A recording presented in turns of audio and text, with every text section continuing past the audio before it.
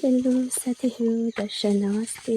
हजुरहरूलाई आज म मेरो पहिलो भिडियो युट्युबमा हाल्दैछु। हजुरहरूले लाइक सेयर सब्सक्राइब गरेर साथ सपोर्ट गरिदिनु होला।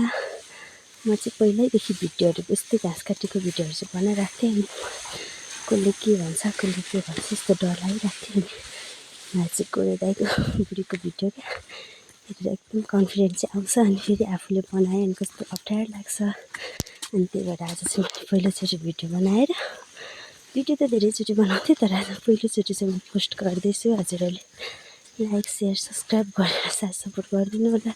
अनि म चाहिँ बिहानै उठेर म घाँस काट्नु गएँ खाजासाजा खाएर। तर मैले एक दुईवटा काट्नु पर्छ पनि भिडियो चाहिँ बनाउन भ्याएन।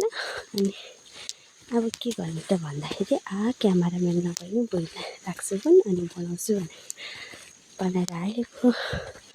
हजुरहरूले लाइक सेयर र साथ सपोर्ट गरिदिनुहुन्छ भन्ने धेरै नै आशा बाँधिरहेकी छु। हजुरहरूले सबै सेयर सब्सक्राइब गरिदिनु होला है त, धन्यवाद। अनि हजुरहरूलाई यस्तै म प्रायः अब दिनकै प्रायः जस्तो भिडियो क्यामेरामा कैद गर्नु पाएको भिडियोहरू चाहिँ पोस्ट गरिरहेको हुन्छु। हजुरहरूले हेरेर लाइक सेयर सब्सक्राइब गरेर साथ सपोर्ट गरिदिनु होला। अनि मैले के कस्तो गर्नुपर्ने हो त्यो भिडियो बनाउँदाखेरि भनेर कमेन्टमा सल्लाह सुझाव पनि दिनु होला है त, धन्यवाद।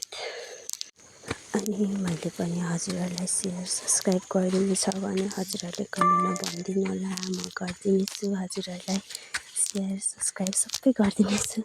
हामी सबैजना साना युट्युबरहरू मिलेर अघि बढौँला है त, हस् त। अनि अरू त के भनौँ है, खासै गफ पनि हान्न आउँदैन, नत्र त गफ हान्दिन्थेँ। हस् त, बाई बाई। फेरि भेटौँला अर्को भिडियोमा।